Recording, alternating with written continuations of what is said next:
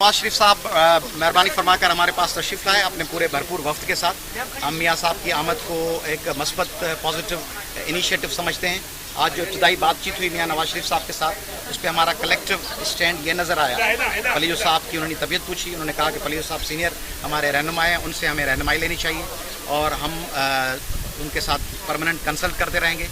हमने बुनियादी बात की कि सिंध के कोयले पे, सिंध के हिस्से के पानी के हवाले से, सिंध के शहरों में दाखिलाओं के हवाले से और सिंध में मल्टी नेशनल कंपनीज़ में जॉब्स के हवाले से और सिंध में जो बंद तोड़े गए उसमें खुसूसन मियाँ साहब ने साद रफ़ीक साहब को, ममनून साहब को और सलीम ज़िया साहब को गुजारिश की कि वो अयाज़ लतीफ़ पलीजो साहब के साथ कोऑर्डिनेट करके गौसपुर, ट्रोड़ी और सुप्रियो और कोट आलमू, सुजावल, इन बंदों पे इनको जिस तरह मिस हैंडल किया गया, तोड़ा गया और बाज़ हालतों में टूटने दिया गया और 1.5 करोड़ लोगों को जिस तरह दरबदर किया गया है और वो कसम कुर्सी की हालत में, उसके हवाले से मियाँ साहब का था कि इस बात पे, इन इश्यूज़ पे एक कलेक्टिव चार्टर बनाएं और उस चार्टर को पाकिस्तान के लेवल पे मियाँ साहब ने कहा है कि उसको हाईलाइट करें। ये सिंध का इशू नहीं है, ये नेशनल इशू है।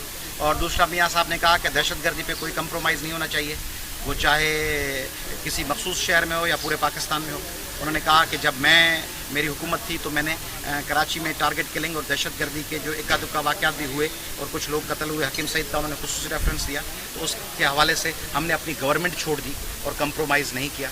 उस मौके पे पलियो साहब ने जो मौक़िफ़ रखा उसमें उन्होंने कहा था कि मियाँ साहब ने और पलियो साहब ने ख्वाहिश का इज़हार किया कि सुप्रीम कोर्ट को सुओ मोटो एक्शन लेना चाहिए 12 मई के वाक़यात पे, और उसमें मियाँ साहब और पलियो साहब और हमारी मुश्तरका राय थी कि उसमें सुप्रीम कोर्ट से हमारा मुतालबा था कि वो सुओ मोटो एक्शन लिया जाए।